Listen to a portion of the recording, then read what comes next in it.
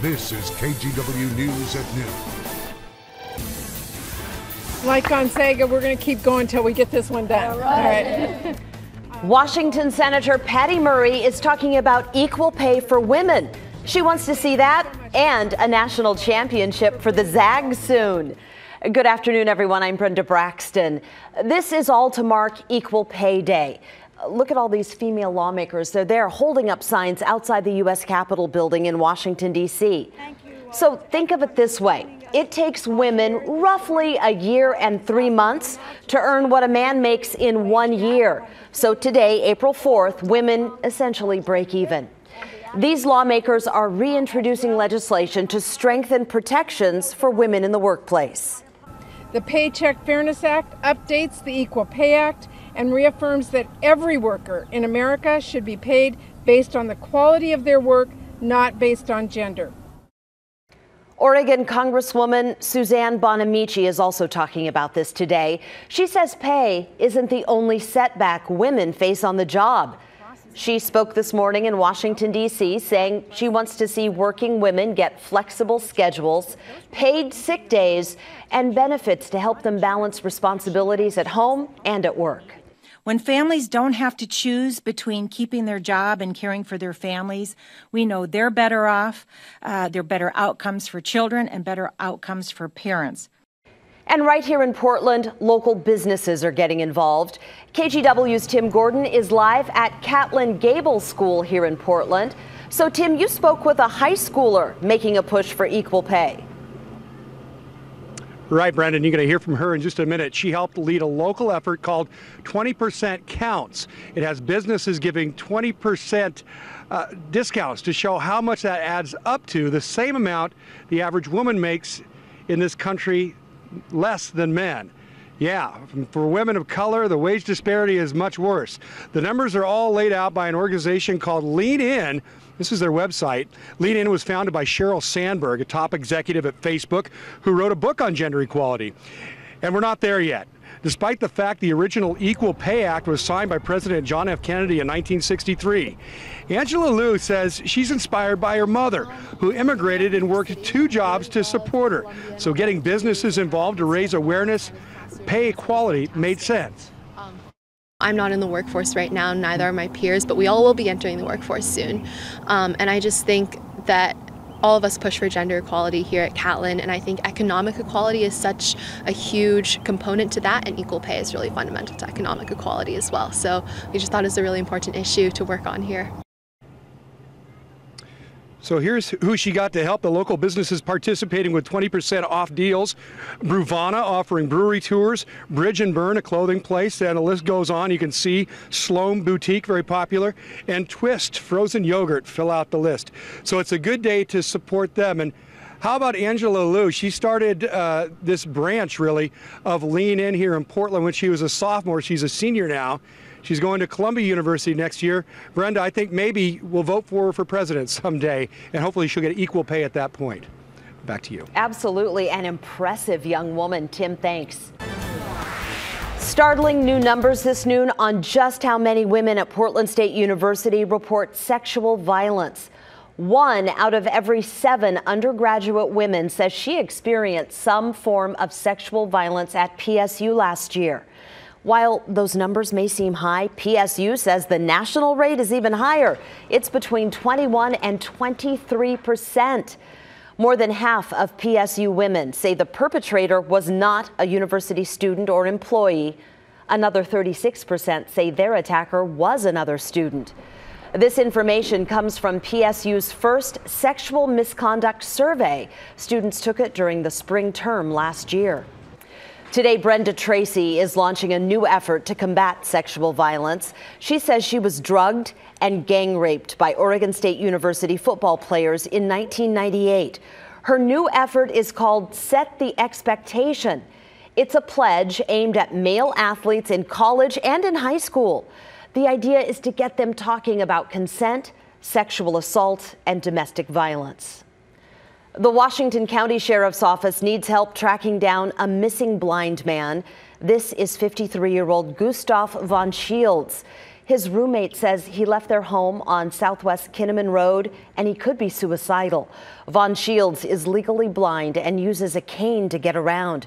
He was last seen in a blue sweater, jeans, and a blue backpack. Please call deputies if you have any information. Portland police also need your help tracking down the person who stole a car with a dog inside. This happened Sunday afternoon outside this Winco on Northeast 102nd Avenue. Sydney Martin says she left her dog Bree in that maroon Honda Accord while she went into the store. When she came out, her dog and the car were gone. Well, she's my emotional support animal, so she means a great deal to me. I was freaking out. I was trying to call my mom to tell her to come and pick me up and to come help me, but I couldn't really get the words out. Bree is microchipped. She's wearing a blue collar and there's a little purple tag on it shaped like a heart. Call Portland Police if you have any information. Well, let's take a trip to the coast for just a second. There is a live look from Cannon Beach. It's not an overly sunny day, but I'm not complaining. Chris, it's still spring break for a lot of folks in Washington. How's the weather on the coast? Let's just face it, Brenda. It's not sunny at all out there, but you know what? It's not raining, so we got that going for us, right? We showed you Cannon Beach. How about Pacific City? There's a live look from Cape Kiwanda. Yeah, not a bad looking day at the Oregon coast. And you know what? For the spring breakers or folks that are thinking about going to the beach this weekend, here's a quick snapshot of your weekend in Seaside. Friday looks like the wet day of the 3-day period, Friday, Saturday, Sunday. The showers become more few and far between as we go deeper into the weekend. I'm optimistic we'll see some sun breaks at the coast this weekend, so not bad. Maybe skiing's your thing, and of course it's been an epic winter up on the slopes. No new snow to report, but the bases are still healthy, and we may lower those snow levels a little bit by Thursday night and Friday to freshen things up a little bit for the upcoming weekend. In the meantime, there will be some rain between now and the weekend. You can see our models spitting out maybe 2 inches of rain in the coast and at the coast range, maybe even better than an inch here in Portland. There is rain in the forecast the next couple of days, but a look at radar right now shows maybe a couple sprinkles offshore. Otherwise, we are dry here in Portland. And a quick look at our day planner today. I expect us to remain dry through the day today, but a lot of cloud cover. And as a result, that'll keep temperatures in the upper 50s to near 60. Your full forecast coming up in just a little bit. Brenda? Okay, thank you, Chris. In Colombia, the desperate search for survivors after a catastrophic mudslide.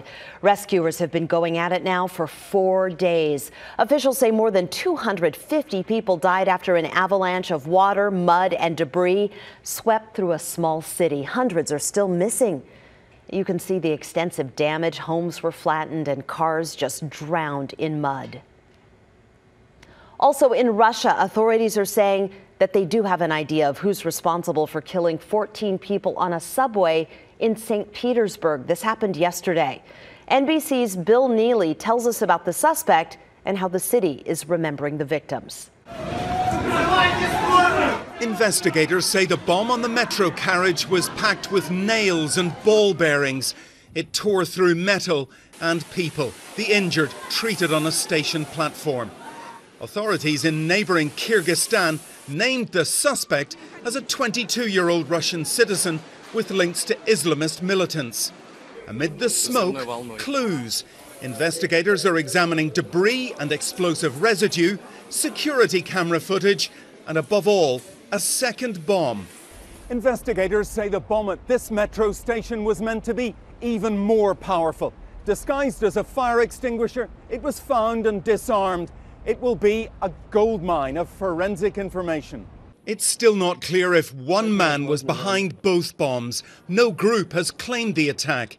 It came mid-afternoon, the timing significant, because Russia's President Vladimir Putin was in St. Petersburg, his home city. After the attack, he laid flowers at the station and later talked by phone to President Trump, who offered condolences and condemnation. Terrible thing happening all over the world. Absolutely a terrible thing.